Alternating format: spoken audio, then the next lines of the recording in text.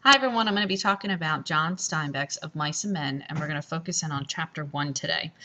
A note first, I just want to make sure that you understand about the text. I'm using Kindle Cloud Reader, so my page numbers are not going to exactly match up. I'm using the Penguin Books edition, but you'll see that the text, once we get into it, the page numbers are going to be close, but just be mindful that not always going to match up. To begin the chapter, John Steinbeck starts with this great landscape description. We have the Salinas River, we have the Gavilan Mountains, and he writes with such a cinematic quality, as if there were a camera that had started the scene off with this great landscape shot, and then the camera gradually pans and zooms in to that location where there's that clearing, that deep pool, and to that ash pile made by many fires. And then he continues the cinematic quality by beginning with the description of the characters. He doesn't tell us who they are, he shows us who they are, and he lets us make some judgments based on what we see. They come walking in single file down the path, so that lets you know, one's the leader and one's following. They're both dressed in denim trousers and denim coats. Well, this lets us know that they're workmen, because that's who would be wearing denim back then. And they're wearing, nondescript kind of clothing. They're just, they're really not calling attention to themselves. Black shapeless hats.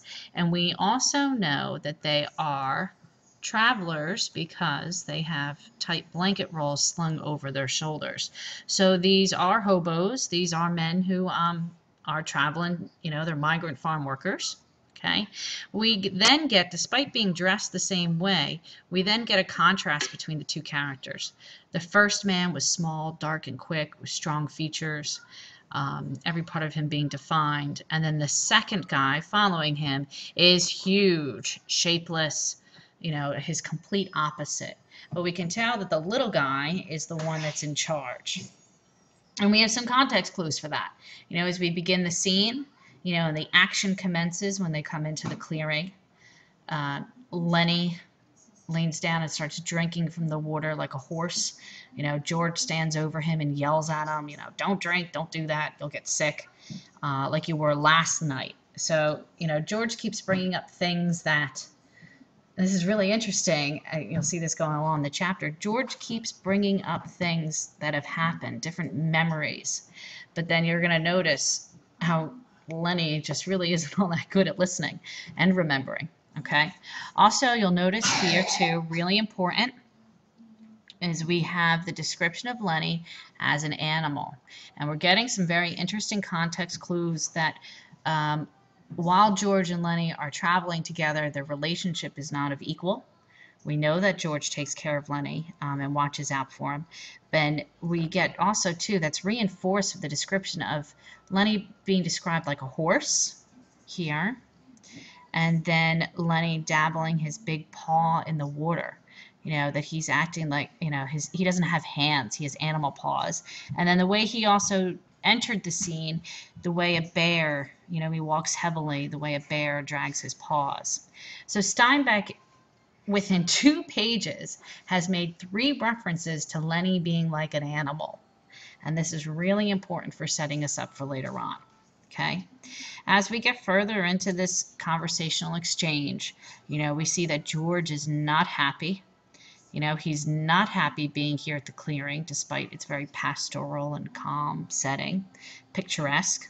He admonishes, he yells about the bus driver dropping them off early, that they have to walk 4 miles on a very hot day to get where they're got to go. And then,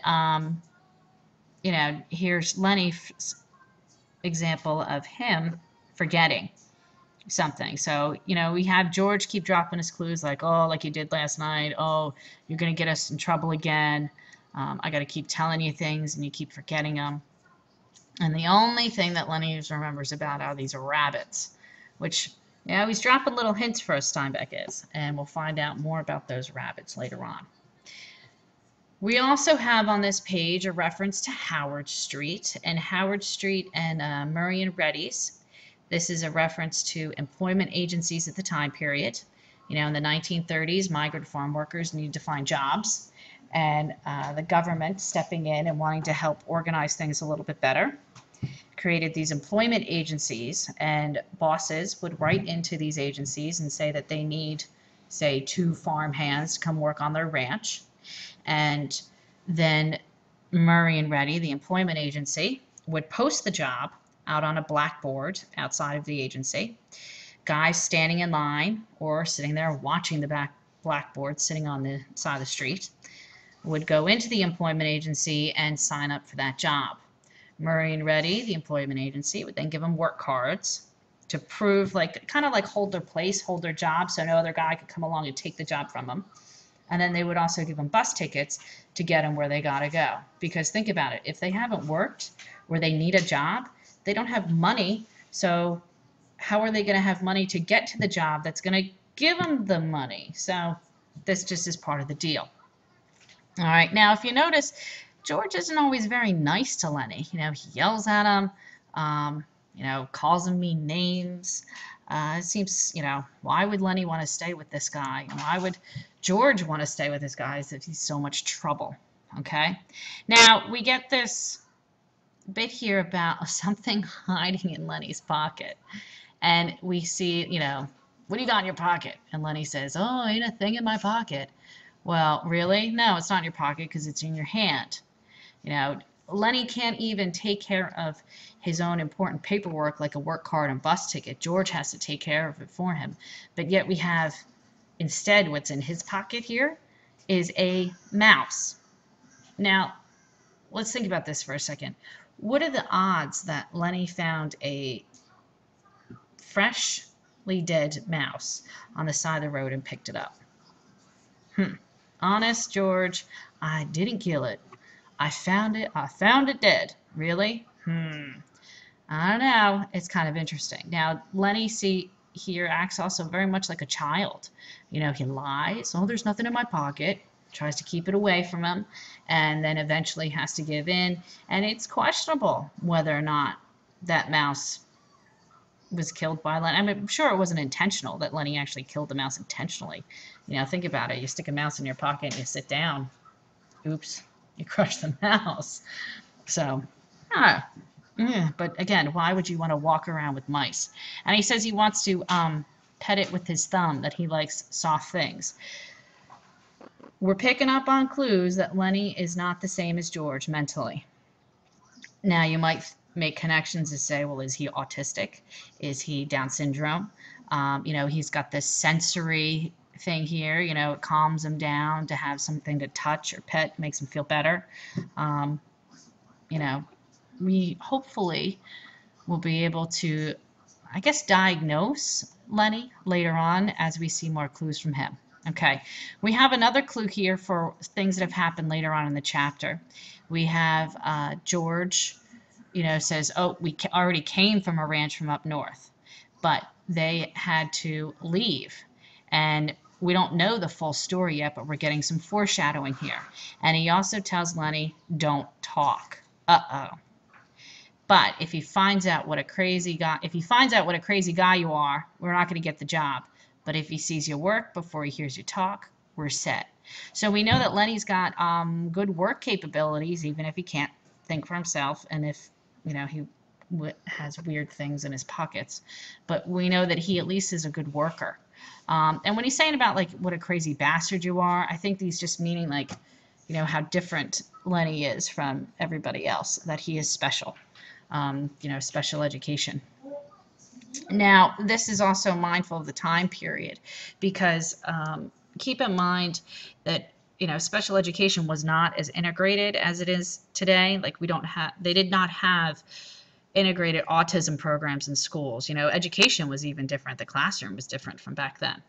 So one thing that happened to people who were mentally challenged, who were special ed, they were segregated from the rest of the population. They were either, you know, maybe a family member took care of him at home and tried to shield him from the rest of the society, or they were placed in insane asylums. And the insane asylums were not cushy resort-like areas that they are today. I mean, not even that they're a resort, but, you know, think House on Haunted Hill. They would be used for medical experiments, and they're just research subjects essentially. So just keep in mind, here's George trying to help Lenny out and trying to get him a job. And also know this, George and Lenny, they're not related. So why does George like hanging out with Lenny so much? I don't know. It's interesting. Okay, so now we have this bit where George is trying to get Lenny to remember something, and he says, okay, you remember it, you say it over 2-3 times so you won't forget. And he has Lenny trying to reinforce remembering.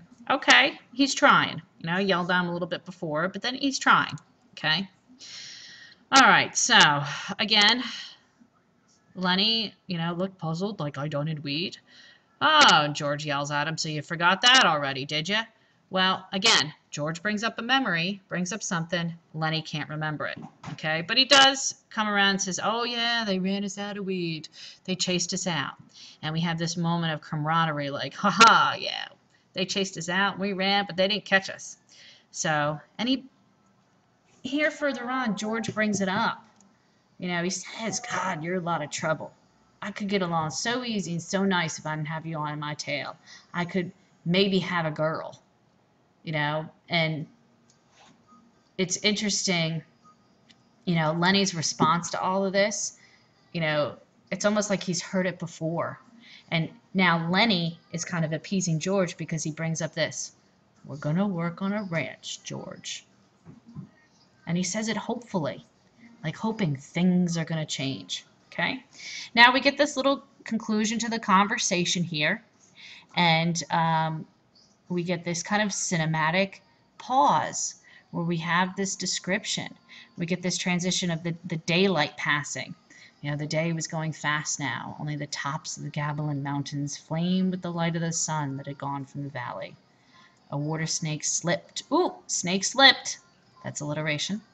Along in the pool, its head held, another alliteration, up like a little periscope, simile.